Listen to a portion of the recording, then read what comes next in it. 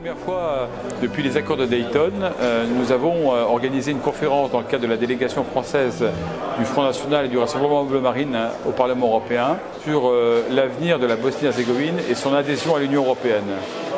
Nous avons réuni un parterre d'intellectuels justement pour voir si cette adhésion-là était compatible avec les valeurs de l'Union européenne. Je suis Dominique Bilde, député européen. Chargé de ce pays qui rencontre quand même beaucoup de problèmes, où à l'heure actuelle l'islam se développe de plus en plus. Or, l'entrée d'un pays dans l'Europe, notamment un pays qui est islamique, sachant que nous, en France, nous avons depuis un certain temps un bon nombre de problèmes sur le sujet. Donc je pense qu'il est temps d'ouvrir les yeux et de montrer à tous et à toutes les vrais problèmes que ça pourrait amener en ce moment-là dans l'Europe. Comme l'a rappelé tout à l'heure ma collègue Dominique Bilde, il y a un enjeu politique et civilisationnel dans l'adhésion de la Bosnie-Herzégovine.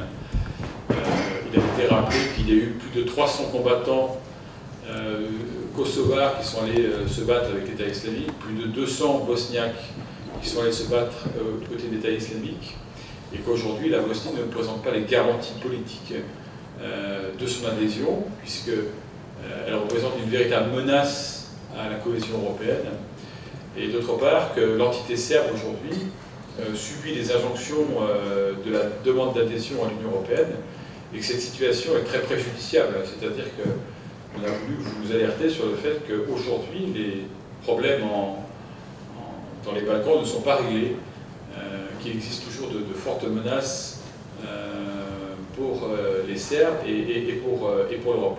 Au Parlement européen, la question de la Bosnie-Herzégovine n'intéresse personne, si ce n'est un certain nombre de lobbyistes qui veulent voir en l'adhésion de la Bosnie-Herzégovine la fin de la minorité serbe et l'adhésion à l'OTAN.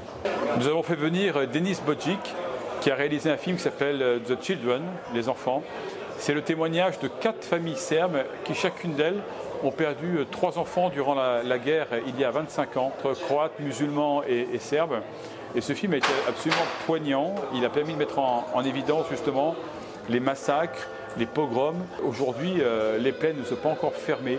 Et je crois que tout l'intérêt de ce film, c'est de montrer qu'il ne faut pas oublier et il faut être très, très vigilant pour que justement les pogroms contre ces minorités, notamment ces minorités chrétiennes, sont aujourd'hui possibles encore en Europe.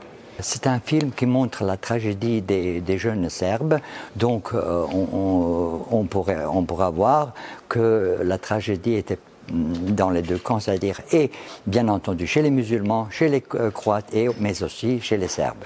C'est très intéressant, je pense, pour le public français et pour le public européen en général de pouvoir visionner ce film, car il montre que bien souvent l'opinion publique européenne a été mal renseignée. En général, les médias n'ont parlé que du drame de Srebrenica. Or, il y a eu des morts des deux côtés, ça a été une guerre civile terrible en Bosnie, et ce film a le mérite de montrer que les Serbes aussi ont eu énormément de victimes. Et le film, de ce point de vue, est très bien fait, car il donne la parole aux familles elles-mêmes qui ont eu des victimes, et donc leur témoignage n'est pas du tout sujet à caution. On voit bien que tout ça est authentique, et donc ça oblige à réfléchir. Et pour nous, parlementaires européens, ça nous oblige à nous demander quel est l'avenir de ces Serbes et peut-être de nous interroger davantage sur le processus d'adhésion de la Bosnie à l'Union européenne, qui n'est peut-être pas, en l'état actuel des choses, une bonne solution. La Bosnie-Herzégovine continue à malmener sa minorité serbe, et donc les Serbes n'ont pas de garantie sur leur avenir dans le cadre de cette adhésion à l'Union européenne, ce qui remettrait en cause les accords de Dayton. Donc cette réunion a été très importante puisqu'elle a permis justement de faire émerger un certain nombre d'opinions sur l'adhésion de la Bosnie-Herzégovine et de montrer qu'aujourd'hui, l'Europe et l'Union européenne ne sont pas prêtes justement pour accueillir en son sein des pays qui n'ont pas ces garanties-là pour la sécurité et l'avenir de l'Union européenne.